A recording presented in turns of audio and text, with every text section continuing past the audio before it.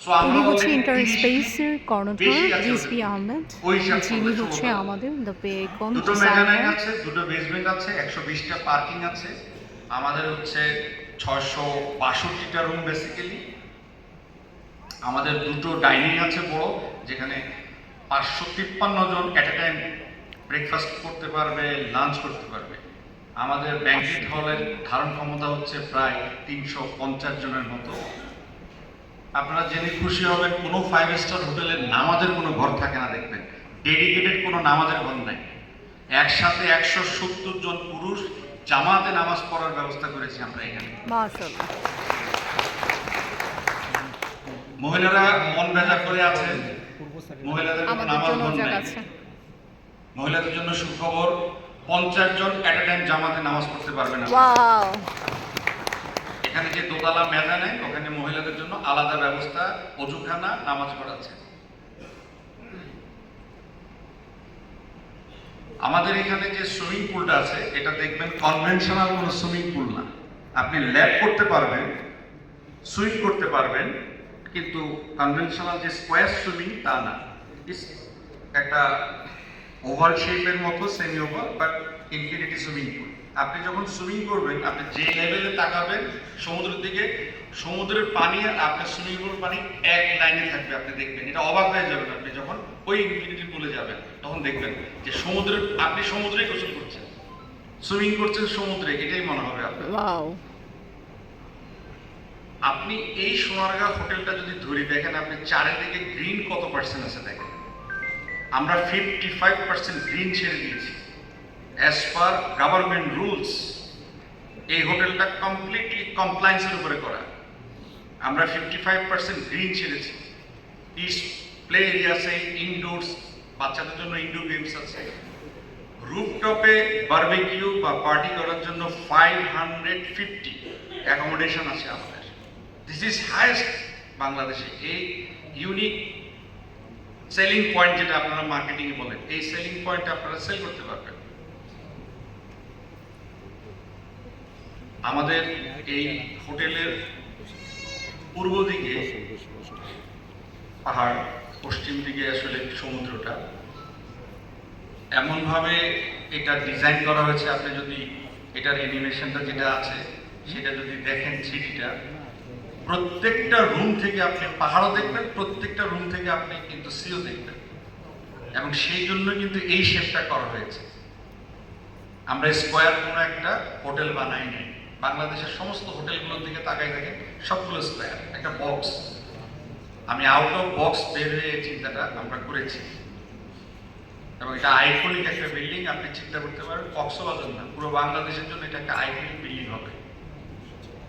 কক্সবাজার কি হবে, এই ধারণাটা আমরা একটু নিতে চাই।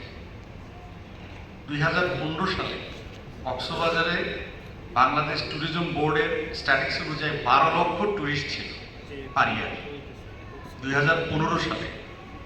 2023 সালে সেটা হয় 31,56,000 অ্যাজ পার হোটেলের যে রেকর্ড সেখান থেকে। 2024 সালে সেটা হয় 42 লক্ষ। 2025 সালে সেটা হয় 51 লক্ষ। আমরা কাজ শুরু করেছি এখন। কোরবানি ঈদের পরে আমাদের পাইলিংয়ের কাজ শুরু হবে। ইতিমধ্যে আমার টিম কক্সবাজারে গত সপ্তাহে যে পুরো লেআউট কমপ্লিট করে ফেলেছি আমরা।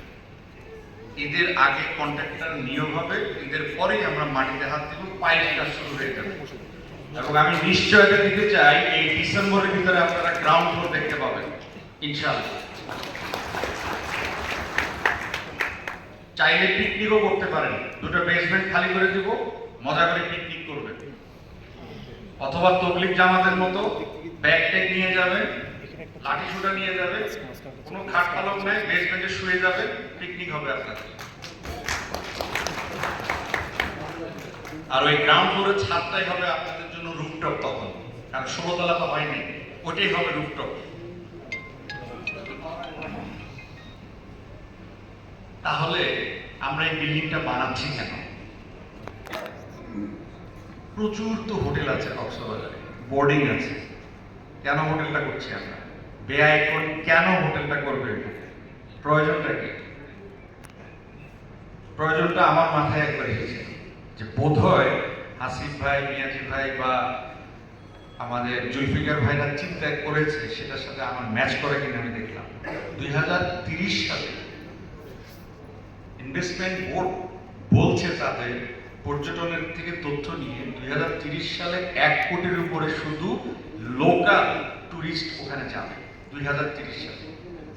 আপনি একবার চিন্তা করে দেখেন তো, এই হোটেলগুলো যতগুলো আছে তার অ্যাকোমোডেশন যোগ করলেও তো আসলে এত লোকের জায়গা হবে না।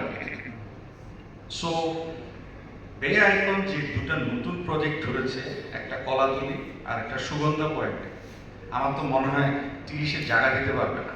কেন জায়গা দিতে পারবে না? যদি আমরা চিন্তা করি কেন, যে আজকে 47 লাখ 51 লাখ যাচ্ছে, কেন 30 সালে 1 কোটি যাবে? আপনারা ইতিমধ্যে জেনেছেন যে কক্সবাজারে একটা আন্তর্জাতিক মানের এয়ারপোর্ট হয়েছে, পুরাতন এয়ারপোর্টকে সম্প্রসারণ করে। আমরা এটাও জানি যে এখানে একটা আন্তর্জাতিক মানের রেল স্টেশন হয়েছে, কারণ সরকারের পরিকল্পনা আছে। মেরিন ড্রাইভের ডাবল লেনের কাজ চলছে। এই মেরিন ড্রাইভটা যেন ভেঙে না যায় তার জন্য গাইড ওয়াল, সি ওয়াল তৈরি করা হচ্ছে আর্মিদের দ্বারা। আপনি খেয়াল করেন সাইমন হোটেলের সামনে থেকে যে রাস্তাটা ভেঙে গিয়েছিল, বর্তমান সরকারের একটা প্ল্যান আমি জানি খুব দ্রুত আগামী 2 বছরের ভিতরে রোডটা শেষ করার কথা বলা হয়েছে। এবং আপনি চিন্তা করেন, যখন ডলফিন মোড়ের থেকে আপনাদের যে রিসোর্ট সেটা হচ্ছে মাত্র 2.7 কিলোমিটার, আপনি এত কাছে এই ডলফিনের মোড়ের থেকে একটা নিরিবিলি জায়গা, যেহেতু ডলফিনের মোড়টা একটু ক্রাউড বেশি, আমরা ফ্যামিলি নিয়ে গেলে একটু নিরিবিলিতে আমরা আমাদের হোটেলে খুব কাছে, আপনি ট্রান্সপোর্ট বলেন, রেল স্টেশন বলেন, এয়ারপোর্ট বলেন, আপনাকে অনেক ভিতরে যেতে হবে না। খুব দ্রুত হোটেল থেকে এয়ারপোর্ট, হোটেল থেকে বাস স্টেশন, হোটেল থেকে রেল স্টেশন চলে যেতে পারবেন। কিন্তু সুবিধাটা হচ্ছে নিরিবিলি জায়গা। আমি যখন যাই প্ল্যান করার চিন্তা করি, তখন আমার মনে হলো যে খুব কাছে কিন্তু খুবই নিরিবিলি একটা জায়গা।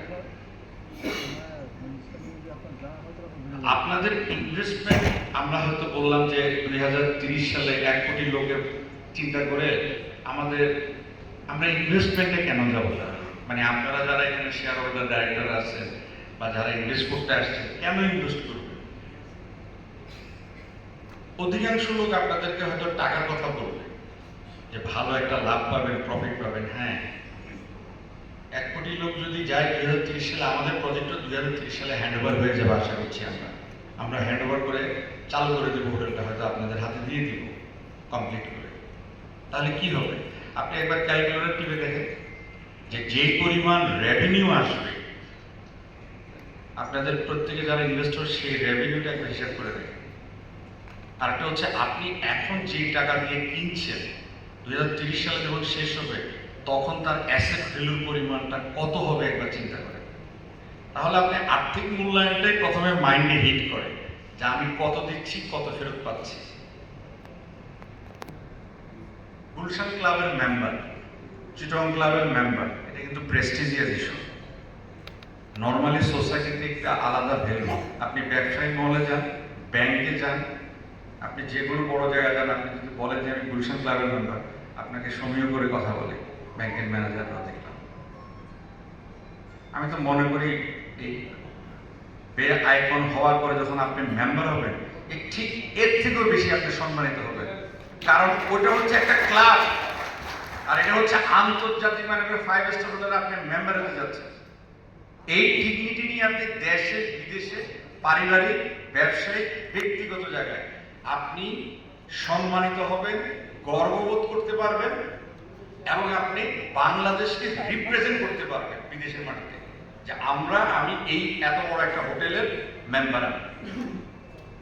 তো আপনি শুধু ইন টার্মস অফ মানি চিন্তা না করে, in terms of prestige and social রিকগনিশনটা যদি আমরা ভাবি, তাহলে কিন্তু আপনি একটা বড় জায়গায় থাকবেন সবসময়। তো আমরা এই চিন্তাটা এভাবেই করতে পারি যে আমরা আসলে যে হোটেলটা করেছি সেটা ইনভেস্টমেন্ট বলেন, আপনার ব্রাইডাল কনসেপ্টে বলেন, আপনার চিন্তা চেতনা বলেন, আপনি বাংলাদেশের যে কোনো জায়গা থেকে আপনি কিন্তু এটার একটা অংশীদার আপনি দাবি করতে পারেন। যেটা আপনি সোনারগাঁ হোটেলের কখনোই আপনি মেম্বার হতে পারবেন না, আপনি ওয়েস্টিনের মেম্বার হতে পারবেন না, আপনার রেডিসনের মেম্বার হতে পারবেন না, আপনাকে কেউ বেচবে না 1 স্কয়ার ফিট, বেচবে? কেউ বেচবে না। কিন্তু আপনি একটি 5 স্টার হোটেলের মেম্বার হতে যাচ্ছেন এখন। This is the first time বাংলাদেশে একটা 5 স্টার হোটেলের কনসেপ্টটাই আইকন বা কুশলধারা আইডিয়াটাই চেঞ্জ করে দিয়েছে আপনাদেরকে। আমি তো মনে করি এটা একটা বড় উদ্যোগ। এবং সুগন্ধা পয়েন্টে যে ওনাদের সেকেন্ড প্রজেক্ট, ওটা ওনারা আমাকে বলেছেন যে এটা ভালো কিছু করা যায় কিনা। আমরা এখনো সেটা সার্ভে লেভেলে আছি সুগন্ধাটা, সেটা আমরা চেষ্টা করছি। একটা পুরনো প্রজেক্টকে আমরা এটাকে নতুন করে সাজাবো। আমি আর বক্তব্য দীর্ঘায়িত